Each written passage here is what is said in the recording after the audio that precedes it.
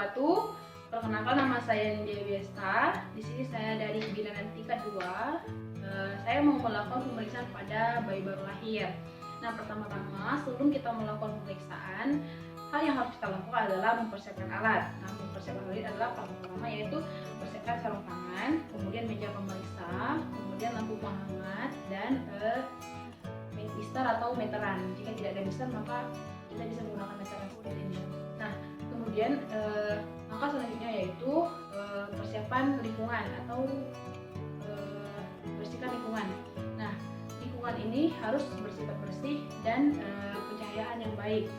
Kemudian langkah selanjutnya adalah persiapan pasien. Nah, persiapan pasien yaitu tetap jaga kehangatan bayi. Nah, kemudian lanjutkan pada langkah pemeriksaan atau prinsip pemeriksaan. Nah, prinsip pemeriksaan ini pertama-tama yang harus kita lakukan adalah meminta orang tua dan kita menjelaskan prosedur yang harus kita lakukan. Tindakan apa saja yang akan kita lakukan kepada bayi orang tua tersebut. Nah, permisi Bu, perkenalkan nama saya Bidan Nindya. Di sini saya mau melakukan pemeriksaan pada bayi ibu. Nah, di sini bertujuan untuk mengetahui ada tidaknya kelainan pada bayi ibu. Apakah bapak dan ibu bersedia jika anaknya saya periksa? Baik. Nah, ketika kita telah meminta persetujuan orang tua dan mereka menyetujui untuk dilakukan pemeriksaan, maka sekarang kita lanjutkan pada pemeriksaan. Nah, yang kedua adalah lakukan cuci tangan. Nah, lakukan cuci tangan seperti ini, 7 langkah.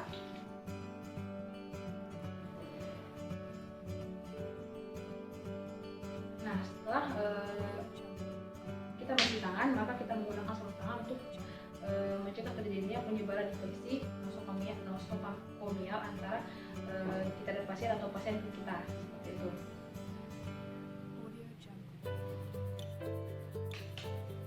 Sebelumnya kita sudah mendekatkan alat terlebih dahulu.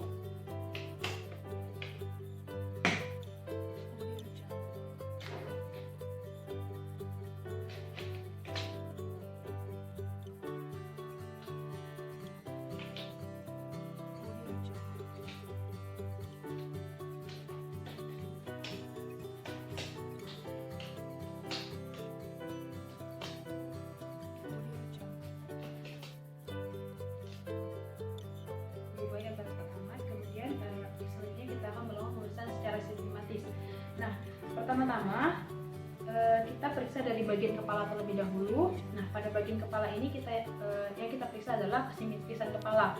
Nah, periksa apakah kepala dalam bentuk simetris. Nah, di sini bayinya dalam kepalanya bentuknya simetris. Kemudian langkah kedua yaitu periksa apakah ada kaput atau sepal hematom, yaitu biasanya benjolan atau pembengkakan pada bagian kepala. Nah, di sini benjolannya biasanya kalau kaput itu berisi cairan.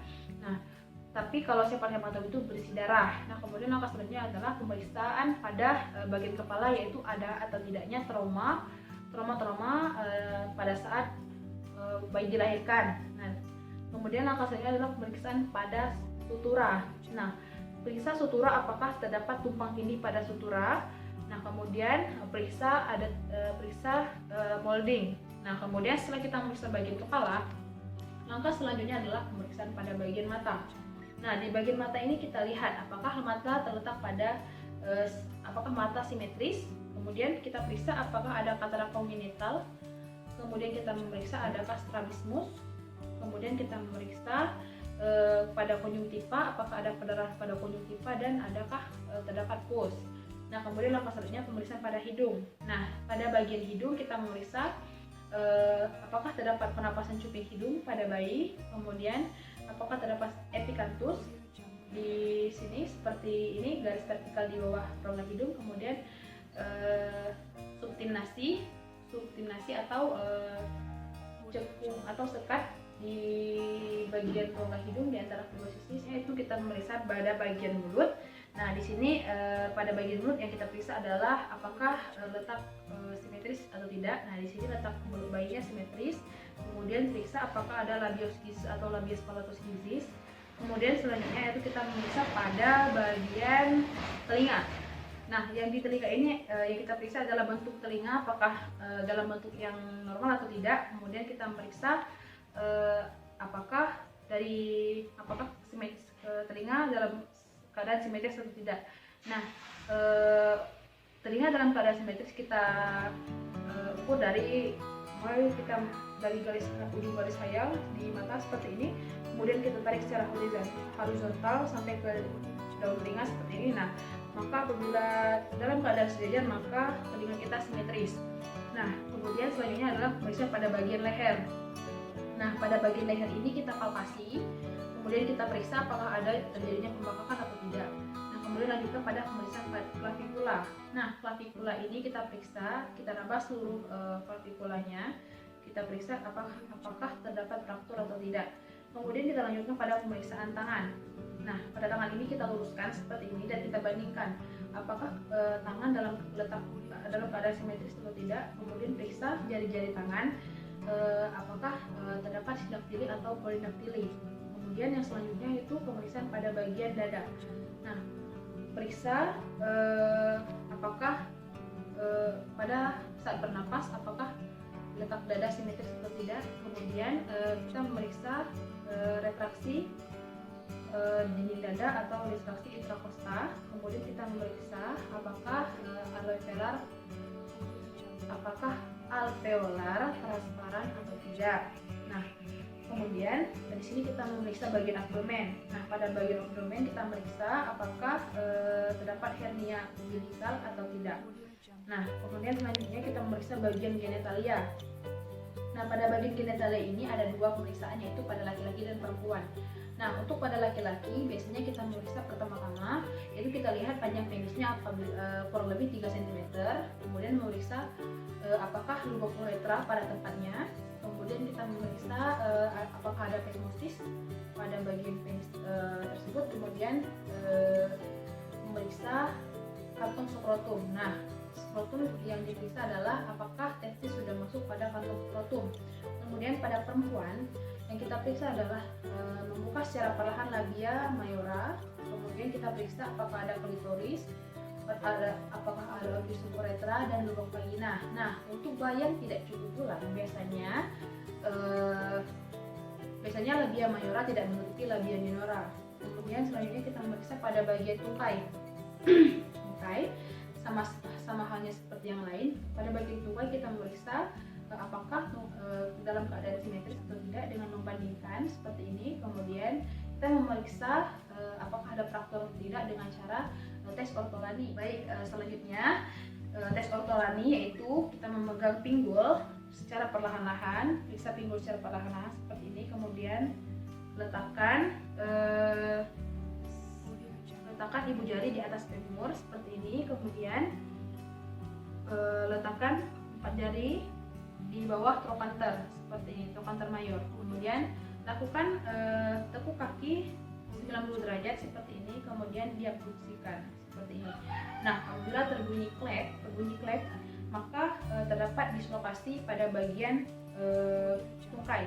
Maka langkah selanjutnya adalah memeriksa bagian spinal atau bagian belakang dengan membuat bayi seperti ini, memegang bagian belakang bayi, kemudian kita periksa apakah ada kelainan pada bagian spinal, yaitu biasanya nama kelainnya adalah spina bifida. Nah, kemudian setelah memeriksa bagian spina, kita memeriksa pada bagian kulit. Lihat kulitnya apakah ada ruam atau bekas tanda lahir atau memar. Kemudian selanjutnya barulah kita memeriksakan refleks. Nah, pertama-tama kita memeriksakan refleks Moro. Nah, refleks Moro itu adalah refleks terkejut pada bayi. Nah, biasanya cara kita membuat refleks Moro itu seperti menepukkan tangan di depan bayi seperti ini, kemudian nanti bayi akan terkejut. Nah, kemudian langkah selanjutnya adalah refleks rooting. Rooting ini adalah refleks mencari dengan cara meletakkan jari kelingking di sela-sela bibir, kemudian digerak-gerakkan seperti ini, maka bayi akan mengikuti arah kelingking kita. Kemudian selanjutnya adalah refleks swallowing. Nah, refleks swallowing ini adalah refleks menelan. Nah, biasanya bayi biasanya akan menelan apabila terdapat benda-benda yang akan membuat dia memasukkannya ke dalam mulut. Nah, kemudian selanjutnya yaitu refleks Babinski. Nah, refleks Babinski ini adalah yaitu dengan menyentuh bagian kaki seperti huruf S seperti ini, maka nanti kaki bayi akan merekam. Nah, kemudian refleks selanjutnya adalah refleks Palmar de Graf. Palmar Graf. Nah, di situ itu adalah rempes menggenggam. Nanti kita letakkan tangan kita di atas di telapak tangan bayi, maka bayi akan segera menggenggam tangan kita. Kemudian selanjutnya adalah pelantar gerak. Nah, pelantar gerak ini sama halnya dengan Babinski. Dengan kita menyentuh bagian telapak kaki bayi, maka bayi akan melakukan rekahan. Menyentuh kulit bayi seperti ini, maka bayi akan segera membentang-bentangkan tangannya. Seperti itu. Kemudian selanjutnya yaitu setelah kita melakukan pemeriksaan, maka kembali membersihkan bayi dan membendung bayi.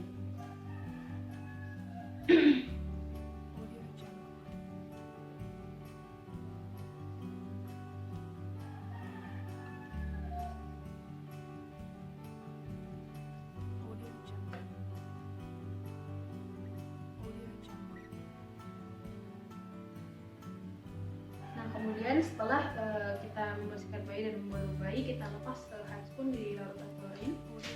Kemudian cuci tangan dengan air mengalir atau kita bisa menggunakan antiseptik seperti ini. Kemudian setelah itu lakukan pendokumentasian. Baik, sekian dari saya. Maaf apabila ada kekurangan karena kesempurnaan hanya milik Allah. Akhir kata saya ucapkan wabillahi taufiq wal hidayah. Wassalamualaikum warahmatullahi wabarakatuh.